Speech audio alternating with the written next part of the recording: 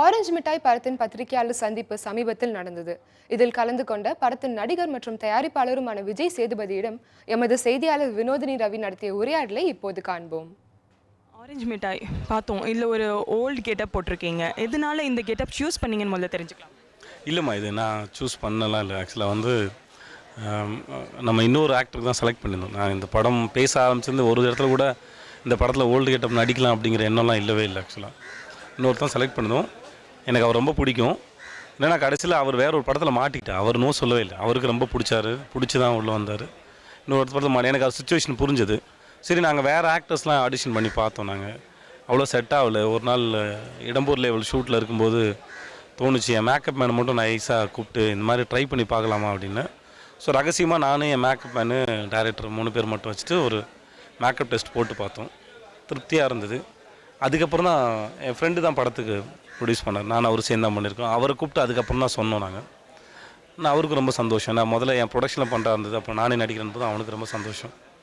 என்னோடய school mate அவன் கணேஷ் ஆக்சுவலாக வந்து. ஸோ அப்படி தான் ஆரம்பிச்சது. ஸோ இது எதுவுமே பிளான் பண்ணி நடக்கலை. இந்த படத்தில் வந்துட்டு இந்த படத்தில் நீங்கள் ஒரு அடமெண்ட்டான கேரக்டர் அப்படின்னு சொல்லிட்டு ரமேஷ் திலக் சொல்லுவார். அவரோட பெரிய வியாதியாக அவரோட அடமெண்ட்ஸ் தான் அப்படின்ட்டு. உண்மையான வாழ்க்கையிலே நீங்கள் ஒரு பெரிய அடமெண்ட்டா? என் ஒய்ஃபு கேட்டிங்கன்னா ரொம்ப அடமெண்ட் சொல்லுவாள். என் தங்கச்சி கேட்டிங்கன்னா ரொம்ப அட்ஜஸ்ட் பண்ணிட்டு போகிற ஆளும்பா. ஃப்ரெண்ட்ஸை கேட்டிங்கன்னா ஒன்று சொல்லுவாங்க. ஸோ ஒரு இடத்துலையும் ஒரு மாதிரி இருப்பேன். நான் ரொம்ப அடமெண்ட்லாம் இல்லை, ஆனால் அடமெண்ட்டும் கூட. ரெண்டு பேரும். ஓகே, கடைசி கொஸ்டின்.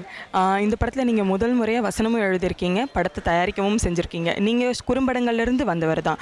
அதேமாதிரி குறும்பட டைரக்டர்களுக்கு நீங்கள் சான்ஸ் கொடுப்பீங்களா வந்தால் உங்களை தேடி?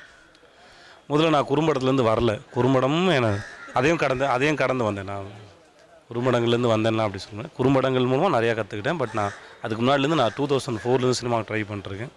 2009 தான் நான் குறும்படங்கள் எனக்கு தெரிய ஆரம்பிச்சு. அப்போ தான் காக்கா முட்டை மணிகண்டன், கார்த்திக் சுப்பராஜ், அவங்க எல்லாம் நலன் எல்லாமே தெரியும் எனக்கு.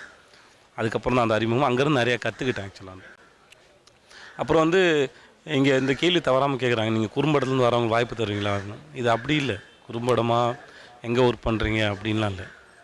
உங்கள் கதை பிடிச்சிருந்ததுன்னா நடிக்க வேண்டியதான ஒழிய பேக்ரவுண்ட் அவசியம் இல்லை. இப்போ பார்த்திங்கன்னா சில பேர் இதெல்லாம் இல்லாமல் கூட வருவாங்க.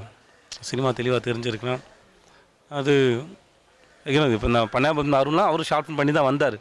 ஆனால் யார்ட்டும் ஒர்க் பண்ணல. ஆனால் அவரோட ஃபிலிம் லாங்குவேஜ்லாம் அவ்வளோ பக்காவாக இருக்கும், ரொம்ப அழகாக இருக்கும். ஸோ அதனால் எங்கேருந்து வந்தோன்னா இல்லை, என்ன தெரியும், எனக்கு என்ன பிடிச்சிருக்கு அதை பேஸ் பண்ணி தான் இருக்கும்.